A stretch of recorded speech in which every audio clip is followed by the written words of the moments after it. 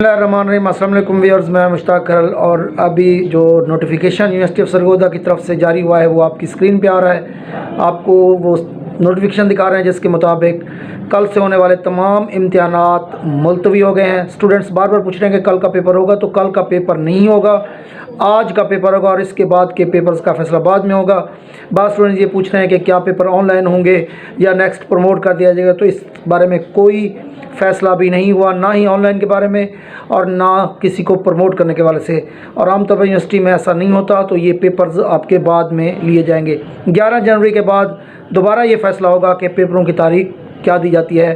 तो इस दौरान तक आप अपने जो पेपर बच गए हैं उनकी तैयारी करें।